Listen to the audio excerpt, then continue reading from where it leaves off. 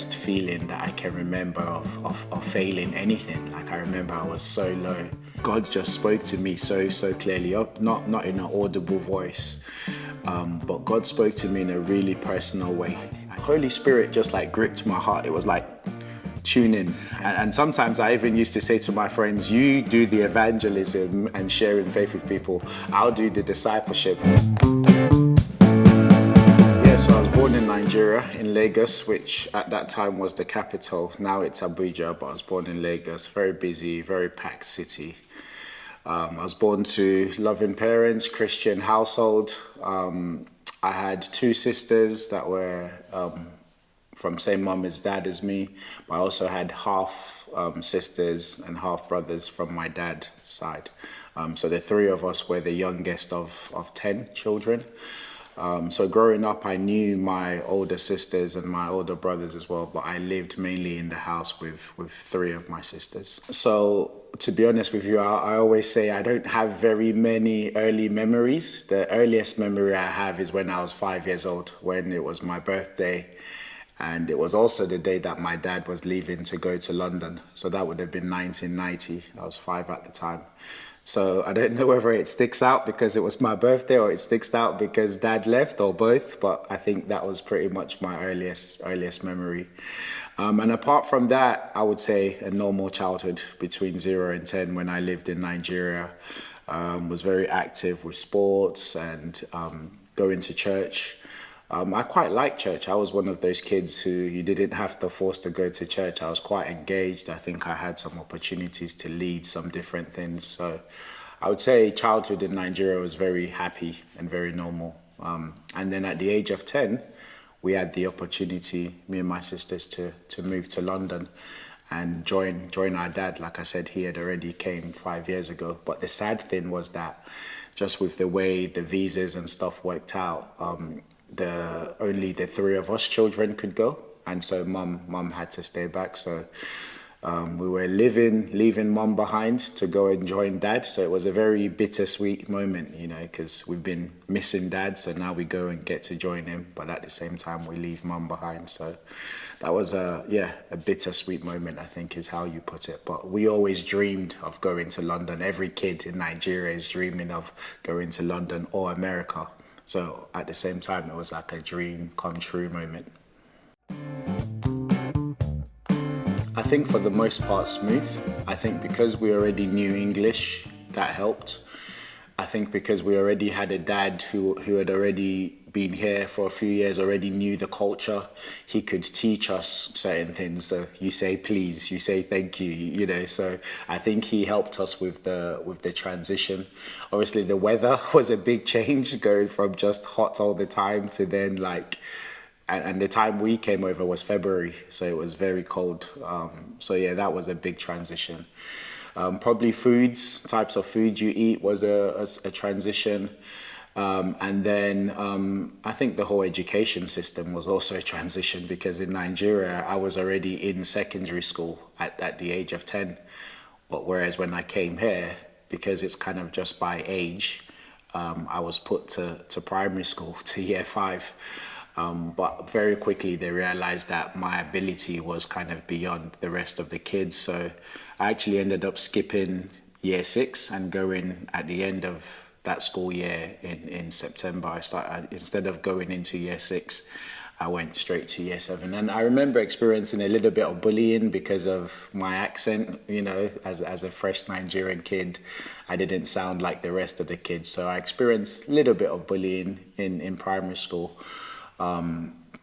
But yeah, I think because I was good at football as well, and in secondary school, if you're good at sports, it's kind of like a pass. So thankfully, I was able to kind of acclimatize very quickly because I was good at sports and didn't experience too many difficulties after that. So overall, I would say the transition wasn't too bad. Going to secondary school, I would say secondary school was very smooth. You know, made good friends, played football. I was very happy throughout secondary school. When it came to GCSEs, I did really well. I think I might have even done like the best in my school because, like I said, I had that kind of academic background from Nigeria. I wasn't a kid who kind of knew what I wanted to be in terms of career. So when it came to choosing A levels, I just kind of chose a variety of subjects, which could allow me to go different ways for university. So I ended up choosing maths, chemistry, media studies, and psychology. And I think because of the overconfidence from doing so well at GCSE, I just think I didn't apply myself when it came to A levels. And so I remember at the end of A levels getting the results and just like a big low, because by that time I had decided that I wanted to study forensic science at uni. So maths and chemistry were the subjects that I really needed to get good A levels for, but those were the two that I got the worst for. So I remember it was just that first feeling that I can remember of failing anything. Like I remember I was so low.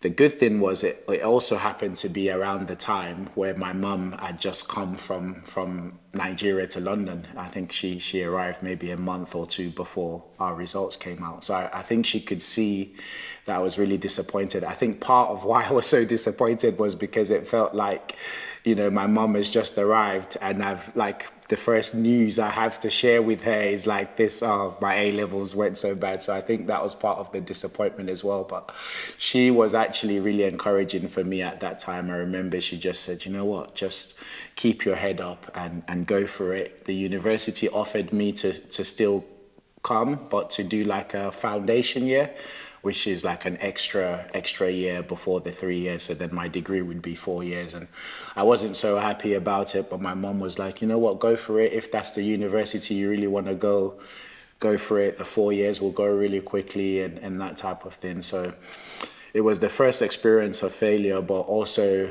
maybe the first real experience of just like seeing like the grace and the difference that like a good parent can kind of make. So yeah, that stands out for me in my memories as well. So I ended up going to University of Kent. In the first year, like I said, I had to do a foundation year. I actually experienced a pretty big miracle testimony moment because, without going into the whole story, I ended up like speaking to one of the course directors and managed to convince them to allow me to skip the foundation year. They gave me a test and with God's help, I managed to like get a high enough in that test, and then he was convinced that I didn't need the foundation year. So I remember that taught me a big thing about trusting God.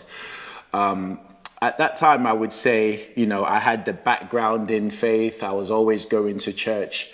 But I think to me at that point, Christianity was just a list of the things you do and then the things that you don't do. I think I saw it as more morals in terms of, what I had understood growing up in the culture, in the church culture that I was in.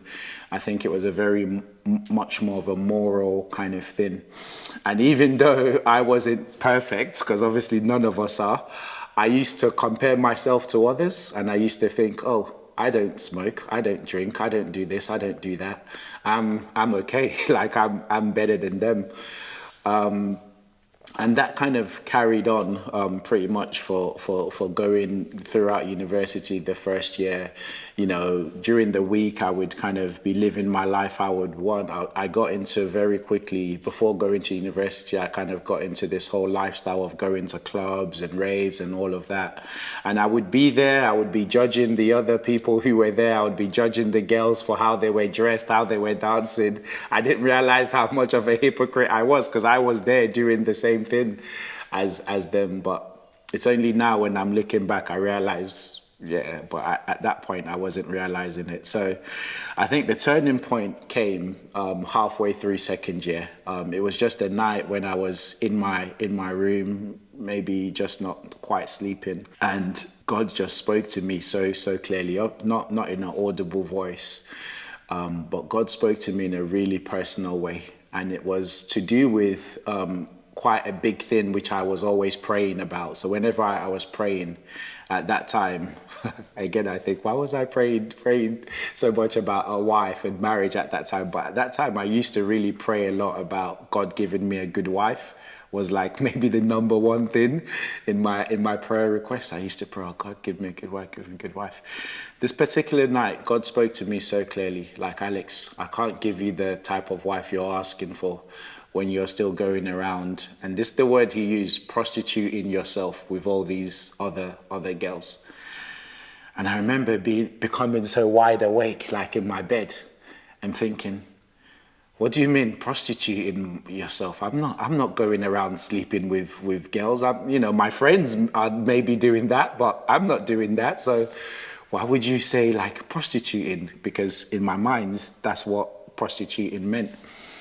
It's only, later on I came to realize that, God was not speaking so much about the physical act of prostituting. He was speaking about the heart's condition, and I was giving myself away to all these other things, and I wasn't putting him in first. At the same time, I was judging others. I was hypocritical. There was all these kinds of things in my heart.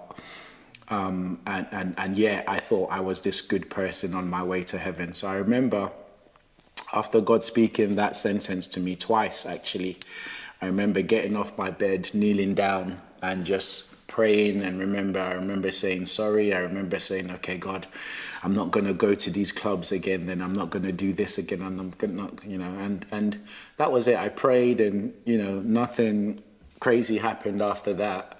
But I know for sure that that night was the night I became born again. I know that night was the night everything changed, because after that night, I didn't have a desire to go to those clubs again. It was just like God took that away, because I thought it was going to be a struggle. This is something that I've been doing for maybe like the last 5 years now. I thought I'm going to have a struggle to try to not go, but God took it away.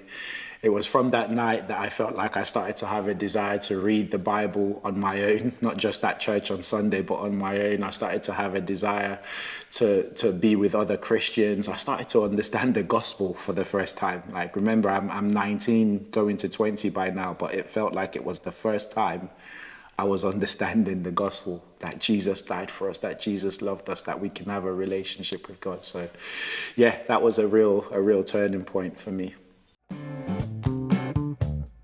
So I studied forensic science at uni, and when I was approaching the end of the second year, I decided to speak to a careers advisor, because I was thinking, I'd heard about you should try to do like a work experience, what's called a year in industry in the third year, because if you do that, that gives you better opportunities to get jobs when you graduate, essentially. So I went to speak to the careers advisor about that. He said, Alex, if you can get a placement, I advise you to go for it. But he said, if you don't, whether you get one or not, he said, do something good with your summer holidays, because at university you get like 3 or 4 months. He said, don't just work at Tesco or Sainsbury's or something like that. He said, go and do something like Camp America. Go and do something that gets you traveling and seeing other cultures, and where you have to like develop yourself and stuff. So I remember when he said that, I came out of his office and I went to search those things he had talked about. Camp America I'd heard of, but I'd never really considered it. But because a careers advisor was saying it, I started my application. And that summer, at the end of my second year, I ended up going to work at a summer camp.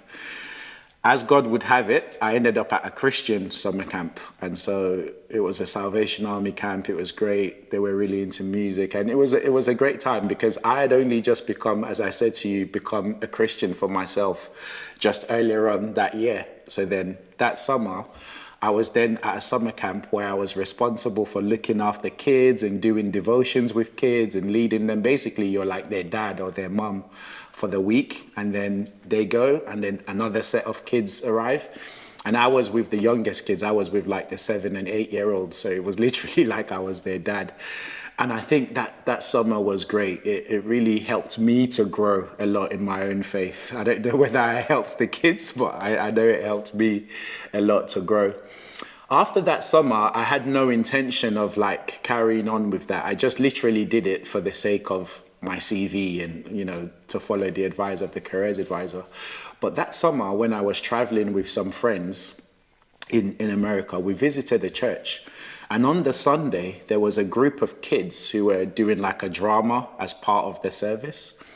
And at some point during their drama, it was like Holy Spirit just like gripped my heart. It was like, tune in. And the voice that I heard was, look at these kids. They could go on to be anything if people would just invest in them and believe in them. And I knew that thought wasn't from me, because I've been working with kids for 10 weeks already, the whole summer. I hadn't had that kind of thought. But in that moment, it was just so clear.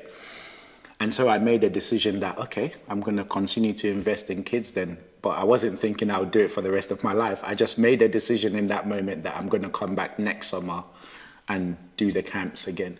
So I ended up going that next summer. So that was 2006. And then I ended up going more and more summers. So I ended up doing summer camps for 3 summers in a row.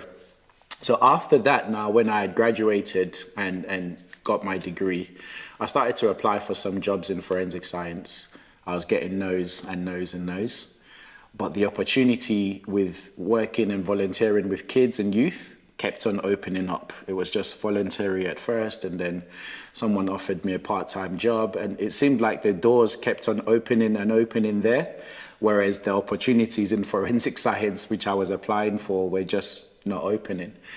And I also came to realize I was really enjoying it. I was really feeling fulfilled. I was really feeling alive in doing that. So I think at some point I just actually stopped doing those applications, and I just realized that I think maybe God is leading me more towards the children and youth work. And so, that would have been since around 2007, 2008 now. And that's what I've been doing since. I was someone who was very really shy about sharing my faith, either one-on-one or in public. I always had friends who were really good at evangelism. I really used to look at them and think, wow, I don't know how they do that. I used to admire them. And sometimes I even used to say to my friends, you do the evangelism and sharing faith with people. I'll do the discipleship. Once they've become Christian, I'll help them to grow. Because I just did not see myself as that evangelist type. Mainly because I was worried about what people would think of me was my main problem. I also remember being in like a Bible study. This is when I've come back from uni now. I used to go to this Bible study group.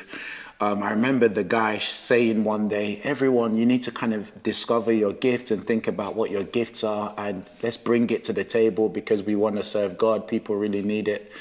And I could look at different people in that group and think, oh, this one has the gift of music or of singing or of evangelism or of preaching. I remember going home that day thinking, Lord, what's my gift? I don't know what my gift is. But God spoke to me so clearly, so good. He said, look, Alex, you've got the gift of encouraging. And after that, I even discovered that was actually in the Bible. Let him who encourage.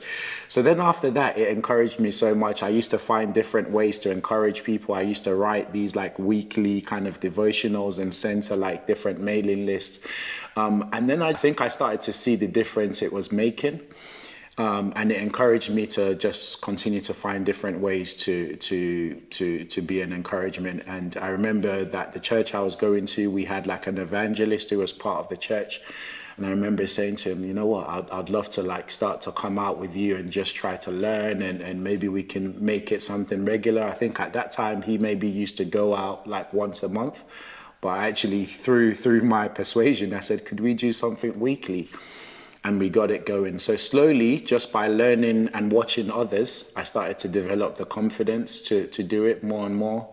And eventually I started to like lead a team that was going regularly out to King's Cross Square and sharing the gospel on the streets.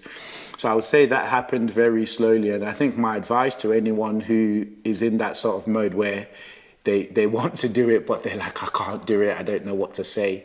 It's just start to go out with others who are doing it. Even if you don't do anything, just be in that environment, and the confidence and the skill will start to build from there. So I think that's what happened for me. That kind of then led to being employed by my church as a youth worker. So I then kind of did youth and outreach work for that church for 7 years. And then I kind of took a break to ask God what was going to be next. And that was when it was also around the same period when I met Ada, my wife, and we got married. And I started a new job as a chaplain, which I've done now for the last 6 years. And it was also the time when we moved to Forest Hill and discovered and joined Ichthus. So yeah, I've experienced the Lord just kind of putting the stones in place and kind of really guiding the path. Like I said earlier on, I wasn't a kid that always had a clear idea of what I wanted to do or be in the future. But I've seen that actually as I've trusted the Lord, He's almost put each stone in place step by step. Since joining Ichthus, we joined kind of as 2019 was finishing and 2020 was starting. It was around the time we joined. And obviously, you'll know around that time was when the global pandemic hit. So our experience of the first initial year of Ichthus was actually mainly online and was a bit slow to start. But since we started to kind of come back in person, it's just been an amazing church for us. We've really loved the church, the fellowship, the life group we've been in, the stuff that there are for kids. We have a 3-year-old daughter now, and there's stuff for her. I've been able to use my gifts in like serving with the youth and more recently in preaching and leading services as well. My wife has been able to use her gifts in singing and joining the worship team. So we've really felt at home is how I would describe it. And so when the Lord opened up this new job and role for me, which would mean we would be leaving Forest Hill, that was one of the big sadness for us that we're going to be disconnecting from our church. But we also are very excited about what the Lord is leading on to do next. I was offered the opportunity to apply for a role to lead a church, to be a church pastor, which after praying, discerning, I applied for and got it. So as of September 2025, which is in a few months from now, we'll be moving up to North London as a family, and I'll be taking up that new role as the pastor of a church. So exciting times ahead, but also nerve-wracking times ahead, but also times where we know we can trust that God will be with us and has already gone before us. So yeah, that's what's next.